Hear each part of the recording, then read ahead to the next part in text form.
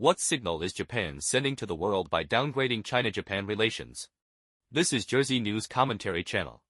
Recently, a seemingly minor adjustment in wording has released an extremely unusual strategic signal. Japan plans to downgrade its description of China-Japan relations in the new Diplomatic Bluebook from one of the most important bilateral relationships to an important neighboring country. At the same time, Chinese state media quickly responded, calling this a dangerous signal sent by Japan. On the surface, this appears to be a change in wording. In essence, however, it reflects an adjustment in Japan's perception of China and a shift in strategy. In one sentence, Japan is re-examining and redefining China. I believe that in the near future, the entire Western world will also begin to reassess and redefine China. From most important relationship to important neighbor. For decades, China-Japan relations have had a basic feature: politically cold, economically hot political friction alongside deep economic interdependence. That is why Japan has long placed China among its most important relationships. This was not merely diplomatic rhetoric, but a strategic judgment. China was both an opportunity and a risk, yet overall still an object that must be prioritized. This time, Japan has removed that label. What does this mean? It means that in Japan's national cognition, China is no longer a priority partner, but a powerful neighbor that must be watched and managed. This is not simply a cooling of relations, but a deeper shift from relationship first to security first. In other words, Japan no longer believes that trade and investment alone can stabilize China-Japan relations. Why now? 3 overlapping factors. This move did not happen suddenly. It is the result of 3 overlapping forces. First, rising security pressure. Tensions in the East China Sea and the Taiwan Strait, along with frequent activities of Chinese military aircraft and vessels, have intensified. There have been provocative incidents, such as radar illumination of Japanese aircraft, as well as export controls on rare earths and dual-use items. All this has made Japan feel that risks are approaching, not receding. Second, the Taiwan issue has been internalized as Japan's own issue. Japanese political leaders have repeatedly stated that if a conflict breaks out in the Taiwan Strait, Japan's own security could be directly affected. This means Japan no longer treats Taiwan as a foreign matter, but as a potential domestic crisis, what Sanai Takaichi has called an existential crisis. Third, domestic public opinion has fully shifted. Security concerns about China have become mainstream in Japanese society.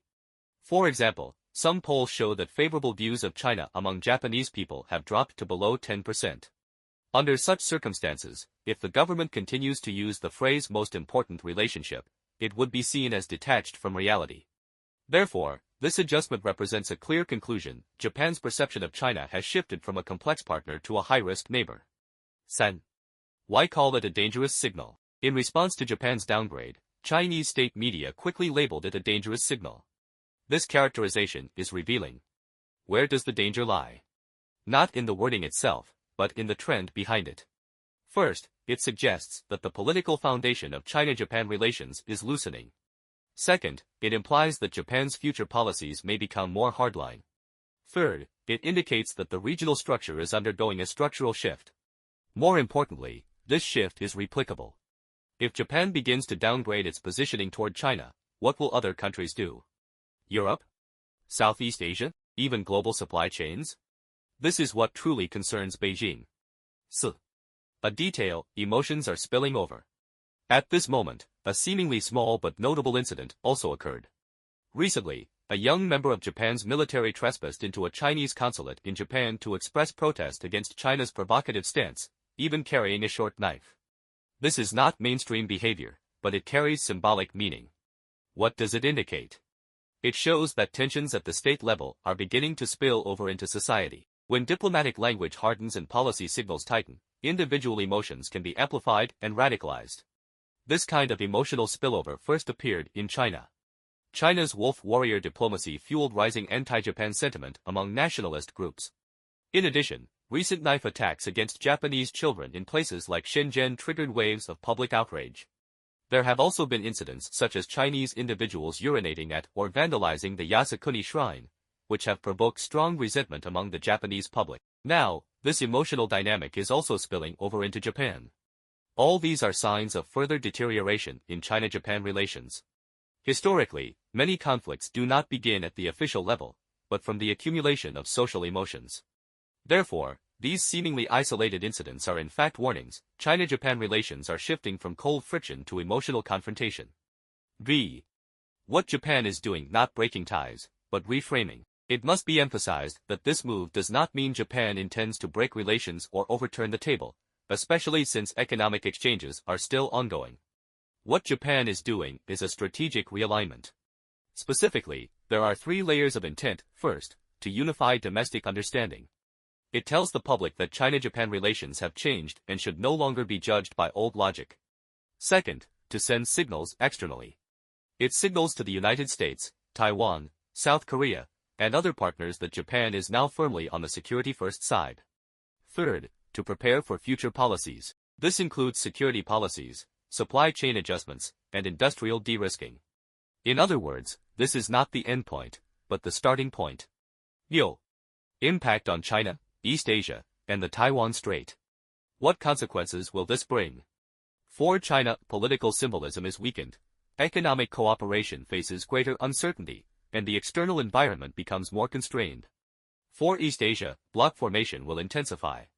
Coordination among the US, Japan, and South Korea may strengthen, while regional confrontation increases. For the Taiwan Strait, this is the most sensitive and direct impact, because Japan has already incorporated the Taiwan issue into its own security framework. If tensions escalate, Japan's level of involvement could be higher than ever before. This will significantly increase the complexity of the Taiwan issue. Qi. What comes next? This move is unlikely to be isolated. Next, we are likely to see a series of follow-up actions, further securitization of diplomatic language, acceleration of supply chain de-risking, stronger coordination with the United States and South Korea, enhanced defense of the southwestern islands and surrounding waters. These actions will not erupt all at once, but will be steadily advanced. In other words, Japan is gradually moving toward a new positioning toward China, rather than making a sudden shift. Conclusion. Many people may view this change as merely an adjustment in diplomatic wording. But the real change lies not in words, but in perception. From one of the most important bilateral relationships to a neighbor that must be guarded against. The signal Japan is sending to the world is this: trust between China and Japan is eroding, risks are rising, and the regional order is being rewritten. That is the true meaning of this shift.